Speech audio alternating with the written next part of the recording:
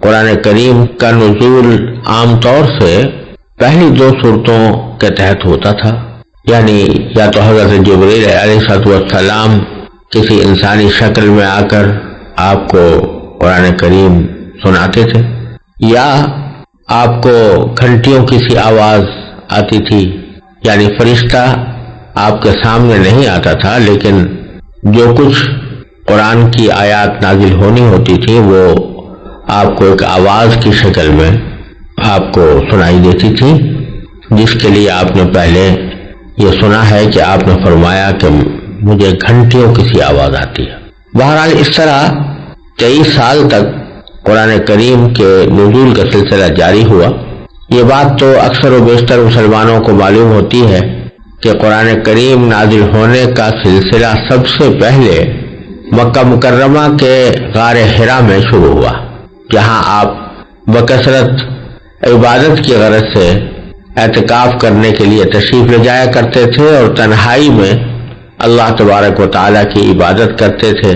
وہیں پر سب سے پہلے حضرت جبریل علیہ السلام آپ کے پاس پہلی وحی لے کر آئے، اور یہ پہلی وحی 30ویں پارے کی سورہ علق میں پہلی 5 آیتیں ہیں، یعنی اقرأ بسم ربک الذی خلق خلق الانسان من علق اقرأ وربک الاکرم الذی علم بالقلم علم الانسان ما لم یعلم۔ ان آیتوں سے قرآن کریم کے نزول کا آغاز ہوا، اور پھر وقتاً فوقتاً قرآن کریم کی مختلف آیتیں اور بعض اوقات پوری صورتیں حضور اقدس صلی اللہ علیہ وسلم پر نازل ہوتی رہیں، یہاں تک کہ 23 سال کی مدت میں آپ کے پاس قرآن کریم کا مکمل نزول ہو گیا۔ یہ بات طے شدہ ہے کہ سب سے پہلی آیت اقرأ بسم ربک الذی خلق سی، البتہ سب سے آخری آیت کون سی ہے اس میں روایتیں مختلف ہیں۔ بہرحال جب بھی قرآن کریم حضور اقدس صلی اللہ علیہ وسلم پر نازل ہوتا یا اس کی کچھ آیتیں آپ پر بطور وحی نازل کی جاتی تو اس وقت آپ صحابہ کرام میں سے کسی کو بلوا کر اس کو ضبط تحریر میں لے آتے تھے۔ یہ تو ہر مسلمان کو معلوم ہے کہ نبی کریم صلی اللہ علیہ وسلم امی تھے، یعنی آپ لکھتے پڑھتے نہیں تھے، اور اللہ تبارک و تعالیٰ نے آپ کے ذریعے یہ معجزہ ظاہر کرانا تھا کہ ایک طرف آپ امی ہیں، لکھتے پڑھتے نہیں ہیں، اور دوسری طرف آپ کی زبان مبارک پر ایسا کلام جاری ہو رہا ہے جس کے آگے عربوں کے بڑے بڑے فصیح و بلیغ لوگوں نے گھٹنے ٹیک دیے، اور پھر وہ کلام آپ کے حافظے میں اس طرح محفوظ ہو گیا کہ آپ کو کبھی اس سلسلے میں بھول پیش نہیں آئی۔ تو اس سے دنیا کو یہ دکھانا تھا کہ یہ خود آپ کا بنایا ہوا کلام نہیں ہے بلکہ اللہ جل جلالہ کا بھیجا ہوا کلام ہے۔ اس غرض کے لیے آپ کو امی رکھا گیا تھا، یعنی آپ لکھتے پڑھتے نہیں تھے، لیکن جب قرآن کریم نازل ہوتا تو آپ صحابہ کرام میں سے کسی کو بلا کر اس کو جتنا حصہ نازل ہوا ہے وہ لکھوا دیا کرتے تھے۔ اس موقع پر خاص طور پر حضرت زید بن ثابت رضی اللہ تعالیٰ عنہ اپنا واقعہ بیان فرماتے ہیں۔ وہ فرماتے ہیں کہ جب آپ پر وحی نازل ہوتی تو آپ کو سخت گرمی لگتی تھی، اور آپ کے جسم مبارک پر پسینے کے قطرے موتیوں کی طرح ڈھلکنے لگتے تھے۔ پھر جب آپ سے یہ کیفیت ختم ہو جاتی تو میں کسی جانور کے مونڈھے کی ہڈی یا کسی اور چیز کا کوئی ٹکڑا لے کر خدمت میں حاضر ہوتا، آپ لکھواتے رہتے اور میں لکھتا جاتا، یہاں تک کہ جب میں لکھ کر فارغ ہوتا تو قرآن نقل کرنے کے بوجھ سے مجھے یوں محسوس ہوتا جیسے میری ٹانگ ٹوٹنے والی ہے اور میں کبھی چل نہیں سکوں گا۔ بہرحال جب میں فارغ ہوتا تو آپ فرماتے پڑھو، میں پڑھ کر سناتا، اگر اس میں کوئی فروگزاشت ہوتی تو آپ اس کی اصلاح فرما دیتے اور پھر اسے لوگوں کے سامنے لے آتے۔ حضرت زید بن ثابت رضی اللہ تعالیٰ عنہ کے علاوہ بھی اور بہت سے صحابہ وہی لکھنے کے فرائض انجام دیتے تھے، جن میں حضرات خلفائے راشدین، صدیق اکبر، فاروق اعظم، عثمان غنی، حضرت علی رضی اللہ تعالی عنہ اجمعین، حضرت ابی بن کعب، حضرت زبیر بن عوام، حضرت معاویہ، حضرت مغیرہ بن شعبہ، حضرت خالد بن ولید، حضرت ثابت بن قیس، حضرت ابان بن سعید رضی اللہ تعالی عنہم اجمعین، یہ حضرات بطور خاص قابل ذکر ہیں جن کو آپ وقتاً فوقتاً بلا کر نازل ہونے والی وحی لکھوایا کرتے تھے۔ حضرت عثمان غنی رضی اللہ تعالی عنہ یہ بھی فرماتے ہیں کہ حضور اقدس صلی اللہ علیہ وسلم کا معمول یہ تھا کہ جب قرآن کریم کا کوئی حصہ نازل ہوتا تو آپ وہی لکھنے والے کو یہ ہدایت بھی فرما دیتے تھے کہ اسے فلاں صورت میں فلاں فلاں آیت کے بعد لکھا جائے۔ اس زمانے میں چونکہ عرب میں کاغذ کم یاب تھا، اس لیے قرآنی آیات زیادہ تر پتھر کی سلوں پر، چمڑوں کے پارچوں پر، کھجور کی شاخوں پر، بانس کے ٹکڑوں پر، درخت کے پتوں اور جانوروں کی ہڈیوں پر لکھی جایا کرتی تھی۔ البتہ کبھی کبھی کاغذ کے ٹکڑے بھی استعمال کیے گئے۔ اس طرح عہد رسالت میں قرآن کریم کا ایک نسخہ تو وہ تھا جو خود نبی کریم سرور دو عالم صلی اللہ علیہ وسلم نے اپنی نگرانی میں لکھوایا تھا، اگرچہ وہ مرتب کتاب کی شکل میں نہیں تھا بلکہ متفرق تحریروں کی شکل میں تھا۔ اس کے ساتھ ہی بعض صحابہ کرام اپنی یادداشت کے لیے قرآن کریم کی آیتیں اپنے پاس لکھ لیا کرتے تھے، اور یہ سلسلہ اسلام کے بالکل ابتدائی عہد سے جاری ہو چکا تھا۔ جیسا کہ آپ حضرات نے سنا ہوگا کہ حضرت عمر رضی اللہ تعالیٰ عنہ کے اسلام لانے سے پہلے ہی ان کی بہن حضرت اور ان کے بہنوئی حضرت سعید بن زید نے ایک صحیفے میں قرآن کریم کی آیتیں لکھی ہوئی تھی جو سورہ طٰہٰ پر مشتمل تھی، اور حضرت عمر رضی اللہ تعالیٰ عنہ نے ان کو پڑھا۔ لیکن حضور اقدس صلی اللہ علیہ وسلم کے زمانے میں قرآن کریم کے جتنے نسخے لکھے گئے تھے ان کی کیفیت یہ تھی کہ وہ متفرق اشیاء پر لکھے ہوئے تھے۔ کوئی آیت چمڑے پر لکھی ہوئی ہے، کوئی درخت کے پتے پر لکھی ہوئی ہے، کوئی ہڈی پر، یا وہ مکمل نسخے نہیں تھے۔ کسی صحابی کے پاس ایک صورت لکھی تھی، کسی کے پاس 10-5 صورتیں لکھی ہوئی تھیں، اور کسی کے پاس صرف چند آیتیں تھیں، اور بعض صحابہ کے پاس آیتوں کے ساتھ اس کی تفسیر بھی لکھی ہوئی تھی۔ لیکن اس سے یہ نہ سمجھا جائے کہ یہ نسخے جو متفرق طور پر تیار ہوئے تھے یہ کوئی اجنبی قسم کے نسخے تھے۔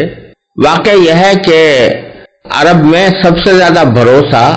اپنے حافظے پر کیا جاتا تھا، اور جو ہی کوئی آیت نازل ہوتی رسول کریم سرور دو عالم صلی اللہ علیہ وسلم اس کو صحابہ کرام کے مجمع کے سامنے پڑھ کر سناتے، اس کو پڑھنے کا طریقہ بھی بتاتے اور سکھاتے، اور لوگوں کو اس کو یاد کرنے کی ترغیب بھی دیتے۔ نتیجہ یہ کہ صحابہ کرام ان آیتوں کو اچھی طرح یاد کرتے تھے، اور یاد کرنے کو پختہ کرنے کے لیے ایک مسلسل سلسلہ یہ تھا کہ نمازوں کے اندر ان کی تلاوت کی جاتی تھی، اور صحابہ کرام میں اس شخص کو بڑا صاحب منصب، بڑا صاحب وسیلہ سمجھا جاتا تھا، افضل سمجھا جاتا تھا، جو جتنا زیادہ قرآن کریم اس کو یاد ہو اتنا ہی اس کو اپنے معاشرے میں فضیلت حاصل ہوتی تھی۔ لہذا صحابہ کرام ایک دوسرے سے بڑھ چڑھ کر قرآن کریم کو یاد کرنے اور اس کو محفوظ کرنے کی فکر میں رہتے تھے، یہاں تک کہ جب کوئی شخص ہجرت کر کے مکہ مکرمہ سے مدینہ طیبہ آتا تو آپ اسے انصاریوں میں سے کسی کے حوالے فرما دیتے تاکہ وہ اسے قرآن سکھائے، اور مسجد نبوی میں قرآن سیکھنے سکھانے والوں کی آوازوں کا اتنا شور ہونے لگا تھا کہ رسول اللہ صلی اللہ علیہ وسلم کو یہ تاکید فرمانا پڑی کہ اپنی آوازیں پس کرو تاکہ کوئی مغالطہ پیش نہ آئے۔ اس طرح صحابہ کرام نبی کریم صلی اللہ علیہ وسلم سے قرآن کریم کے الفاظ کو بھی پڑھتے تھے، اس کے معنی بھی سیکھتے تھے، اس پر عمل کرنے کا طریقہ بھی سیکھتے تھے، اور اس طرح صحابہ کرام میں بہت بڑی جماعت ایسے حضرات کی تھی جو پورے قرآن کے حافظ تھے۔ لہذا ایک طرف قرآن کریم حافظوں میں محفوظ تھا، اور دوسری طرف حضور اقدس صلی اللہ علیہ وسلم کی لکھوائی ہوئی آیتیں ایک متفرق نسخے کی شکل میں موجود تھی، بہت سے صحابہ کرام کے پاس خود ان کے اپنے مجموعے لکھے ہوئے موجود تھے، لیکن جب نبی کریم سرور عالم صلی اللہ علیہ وسلم کا وصال ہوا تو حضرت صدیق اکبر رضی اللہ تعالیٰ عنہ نے اپنے عہد خلافت میں یہ ضروری سمجھا کہ قرآن کریم کے ان منتشر حصوں کو یکجا کر کے محفوظ کر دیا جائے، ایک کتابی شکل میں محفوظ کر دیا جائے۔ انہوں نے یہ کارنامہ جن محرکات کے تحت اور جس طرح انجام دیا اس کی تفصیل حضرت زید بن ثابت رضی اللہ تعالیٰ عنہ نے ایک مفصل حدیث میں بیان فرمائی ہے، اور جس کا خلاصہ یہ ہے کہ حضرت صدیق اکبر رضی اللہ تعالیٰ عنہ نے حضرت زید بن ثابت کو بلا کر انہیں یہ فریضہ سونپا کہ جہاں جہاں قرآن کریم لکھا ہوا ہے ان کی آیتوں کو تلاش کر کے ان کو ایک مسلسل نسخے کی شکل میں کاغذ کے اوپر لکھ کر ایک مسلسل نسخے کی شکل بناؤ تاکہ وہ ایک مکمل کتابی صورت میں محفوظ ہو جائے۔ حضرت زید بن ثابت فرماتے ہیں کہ خدا کی قسم اگر یہ حضرات مجھے کوئی پہاڑ ڈھونے کا حکم دیتے تو مجھ پر اس کا اتنا بوجھ نہ ہوتا جتنا اس کام کا ہوا۔ بالآخر انہوں نے یہ کارنامہ انجام دینا شروع کیا، اور اس کی جو تفصیل روایات میں آئی ہے وہ یہ تھی کہ ان کا طریقہ کار یہ تھا کہ وہ خود حافظ قرآن تھے، لہذا وہ اپنی یادداشت سے پورا قرآن لکھ سکتے تھے۔ ان کے علاوہ بھی بہت سے افراد اس وقت موجود تھے، ان کی ایک جماعت بنا کر بھی قرآن کریم لکھا جا سکتا تھا۔ نیز قرآن کریم کے جو نسخے حضور اقدس صلی اللہ علیہ وسلم کے زمانے میں لکھے گئے تھے، حضرت زید ان سے بھی قرآن کریم نقل فرما سکتے تھے، لیکن انہوں نے احتیاط کے پیش نظر صرف کسی ایک طریقے پر بس نہیں کیا، بلکہ ان تمام ذرائع سے بیک وقت کام لے کر اس وقت تک کوئی آیت اپنے صحیفے میں درج نہیں فرمائی جب تک اس کے متواتر ہونے کی تحریری اور زبانی شہادتیں نہیں مل گئی۔ اس کے علاوہ نبی کریم صلی اللہ علیہ وسلم نے قرآن کریم کی جو آیات اپنی نگرانی میں لکھوائی تھیں وہ مختلف صحابہ کے پاس محفوظ تھی۔ حضرت زید نے انہیں یکجا فرمایا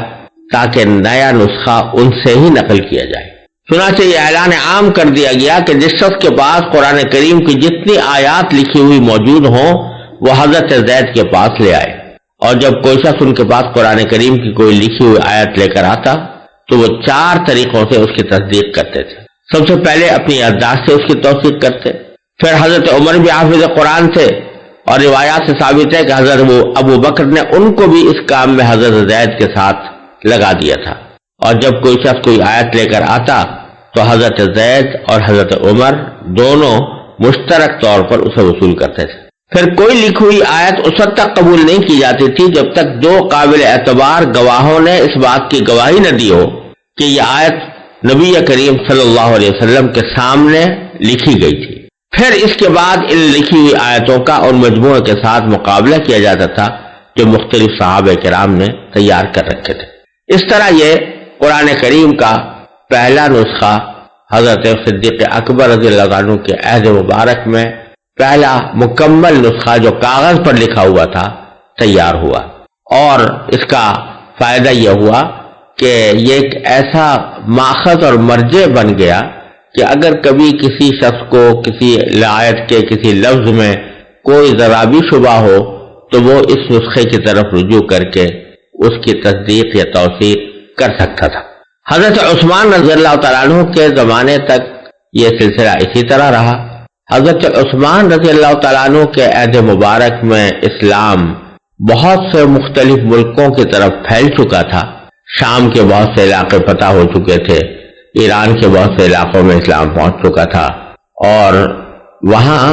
لوگ قرآن کریم اپنے حافظے سے پڑھتے اور پڑھاتے چلے آ رہے تھے۔ حضرت عثمان رضی اللہ تعالیٰ عنہ کو یہ اندیشہ لاحق ہوا کہ اگر ان کے سامنے کوئی تحریری نسخہ نہ ہوا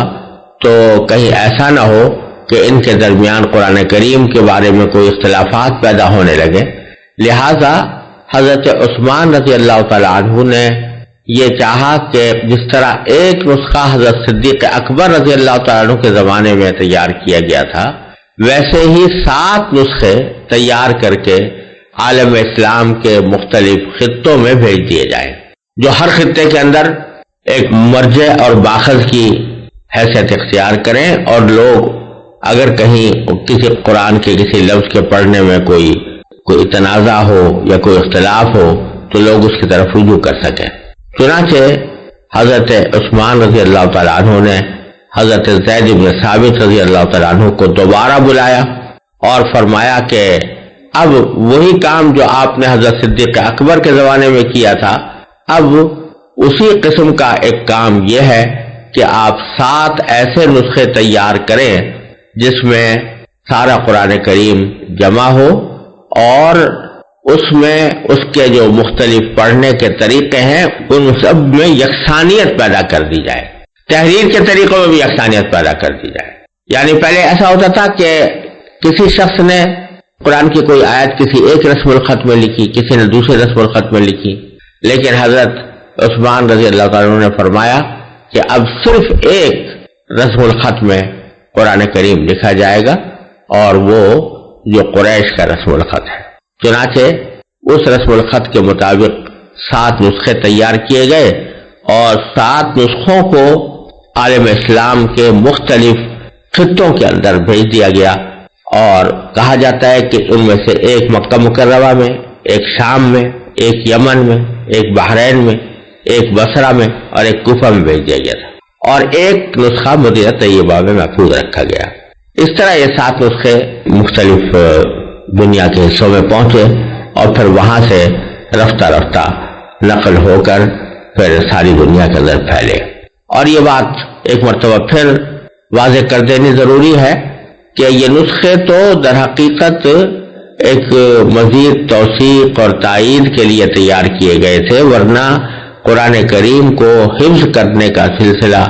نبی کریم سرورت عالم صلی اللہ علیہ وسلم کے عہد مبارک سے چلا آتا تھا، حضرات صحابہ کرام میں بھی جاری رہا، یہاں تک کہ چھوٹے چھوٹے بچے پورا قرآن حفظ کر لیتے تھے، اور اس بات کا کوئی احتمال بھی باقی نہیں تھا کہ قرآن کریم کے اندر کوئی معاذ اللہ ادنیٰ تبدیلی بھی ہو سکے۔ وآخر دعوانا الحمدللہ رب العالمین۔